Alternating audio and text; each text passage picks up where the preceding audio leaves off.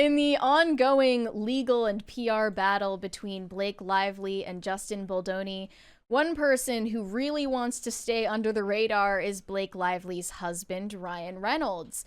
But it's not working. Earlier this week, Blake Lively's legal team asked for a protective order to be issued to stop Justin Baldoni's attorneys from engaging in what they call improper conduct against them. That improper conduct they're referring to is Justin Baldoni's legal team using video evidence from the set of It Ends With Us to refute Blake Lively's sexual harassment claims.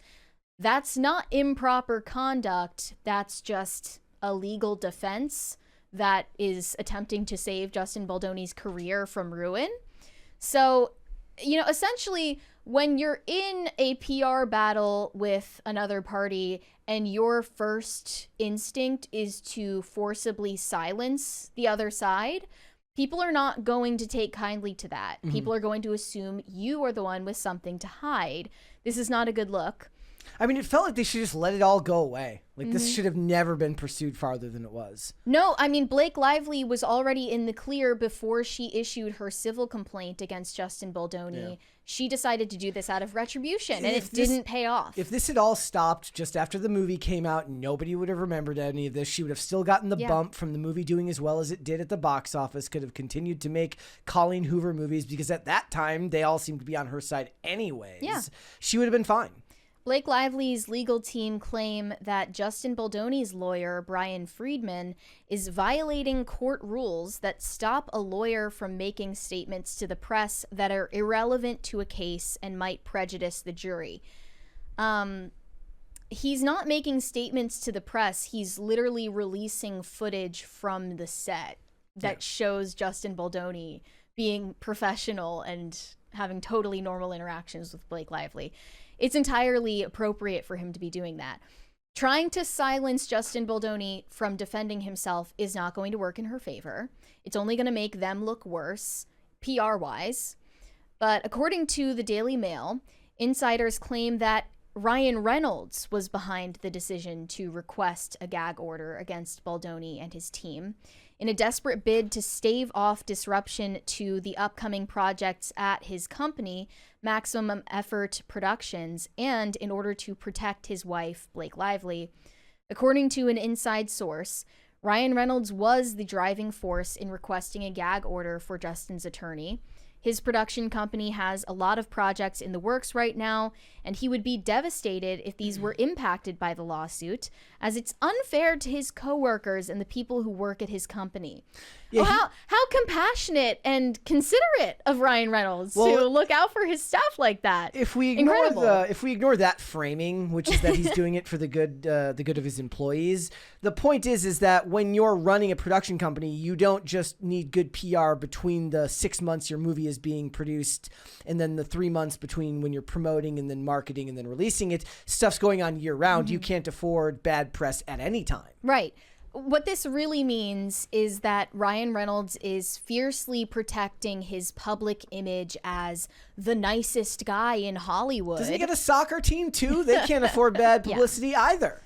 He's working to protect Blake Lively's reputation, even at the expense of his own reputation. He truly is a man of the people, a true husband. No, I mean this is the downfall of a wife guy. Yeah. He's defending his wife guy, even to his own detriment and to their collective detriment, as they're shackled to each other in their public images. Mm-hmm. So I mean, this isn't good for either of them. The inside source also says Ryan isn't solely focused on his own career. He's also concerned for Blake's career and her well-being. She's deeply affected by all of this. He is as well. This is a nightmare for everyone involved. And the fact that it doesn't seem to be coming to an end anytime soon is even more unsettling for everyone. They brought this upon themselves. I don't know what to say. I don't feel bad for you. It's very hard for anybody to look at the story where it's all behind the scenes war between rich people and feel bad for anyone involved. Right. And they're just telegraphing so egregiously that they are the ones who feel they have something to hide. Mm-hmm. And I mean, like just imagine you're even a creative and you're like, he's getting in there, he's getting involved in your movie. You're not even going to have a lot of lower level guys in Hollywood feeling very bad for you because they're like, look, I would hate it if I bought the rights to this movie and then you wormed your way in and just started making changes to the script because you were insecure about your wife being involved in this film and your status as a mega producer made that possible. I don't know whether to respect Ryan Reynolds for defending his wife publicly. Or think that it's foolish. Mm-hmm. Like, I was just thinking about this. I feel like if two people who are emotionally immature and craven and greedy are married to each other, they're just gonna feed into each other's bullshit. Mm-hmm. Like, they're just gonna make each other worse when marriage is supposed to make both people better. Yeah. And they're gonna end up all conspiratorial and always talking about the people who are out to get them. Yes. And the people they don't like. Yeah. And the people who have done them wrong. Yeah. They have an us against the world mentality, Which clearly. is like a good thing to have to a certain extent if you're married, but not to the point where you think everybody else is coming for you. Yeah, and people have pointed out that both Ryan Reynolds and Blake Lively have similar pitfalls in their professional lives where they're control freaks and difficult to work with. The prior director of Deadpool and Wolverine quit when Ryan Reynolds made a bid for more control over the movie. He did the first one, not the second one, Tim Miller. Yeah, the prior director. Yeah, but this is the first Deadpool, not Deadpool and Wolverine. Right, but it's because of Ryan Reynolds' pattern of behavior. And Blake Lively had the same pattern of behavior. As you could see in the leaked footage that we showed the other day, Blake Lively was actively fighting Justin Baldoni on all of his directorial decisions the entire time that they were filming. Yeah. She was coming up with all her own ideas and not being able to take any creative direction from him. It's like when I remember they were talking about the production for Men in Black International with, I believe that was Chris Hemsworth and I forget Tessa Thompson. And at one point in the movie, like they were bringing in their own script writers to rewrite their own dialogue, like while the movie was being shot. So obnoxious. That's really rude. Yeah. Well, my favorite theory thus far is that Blake Lively had developed feelings for Justin Baldoni that were unrequited. And she felt so threatened by that. She was like, "What are you, gay?" That that she decided to launch an all-out war on this man. And in reality, it would have been an imbalanced power dynamic because she's the more famous, powerful, and rich of the two of them. Despite the fact that technically Justin Baldoni is her boss because he's the director, she was exercising more control over the whole thing than he was. And she has more power to destroy his reputation than the other way around. So in reality, I feel like you could almost argue Blake Lively was sexually harassing Justin Baldoni, if the rumors about her developing feelings for him are true. And now Candace Owens claims to be talking to an inside source who is remaining anonymous that is corroborating this story. Here she posted on her Instagram story, "This person is alleging that everything started when Ryan Reynolds decided to stroll onto the movie set one day and review the dailies, an industry term for all the footage that they had filmed for that day. And then Ryan Reynolds decided to take a look at the script, and between the two, something allegedly set him off. Ryan maybe sensed real chemistry between Blake Lively and Justin Baldoni on camera when he reviewed the footage and felt insecure because Ryan himself tends to fall in love on set. It's how he met both Scarlett Johansson and Blake Lively." So they're saying it's pure projection. He actually left Scarlett Johansson for Blake Lively after this happened to him in his personal life. So he's insecure because of his own, infidelity. He runs off with actresses that exactly. He met on set. Yeah. He's projecting that maybe onto Blake Lively, or maybe there was some truth to it. Maybe there was some merit to what he suspected, and that was what started and kicked off this whole thing. There's a 20 there. Just Because I'm Free said, a man will always defend his wife in public, but willing to confront her in private. Even if she is wrong, you defend her in public. Some say that's weak or simp, but I don't see anything wrong with Ryan defending Blake. I think it's more the litigious nature of all of this. And it's not just about defending her.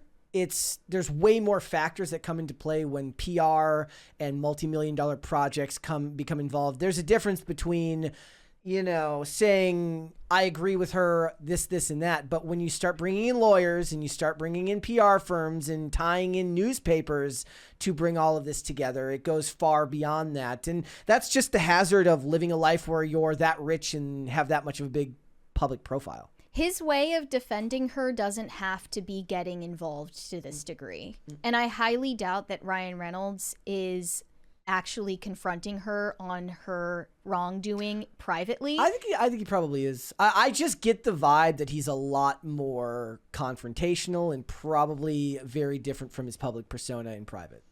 But he has the wife goggles on. He can't see what she's doing. I think he's mismanaging it, but I don't necessarily think that he doesn't understand what the problem is. Her lies are hurting him too. It's not just Justin Baldoni that's getting the short end of the stick here. Ryan Reynolds is as well, and then all of his staff, all the people that he employs. So he's just allowing her to run amok, essentially.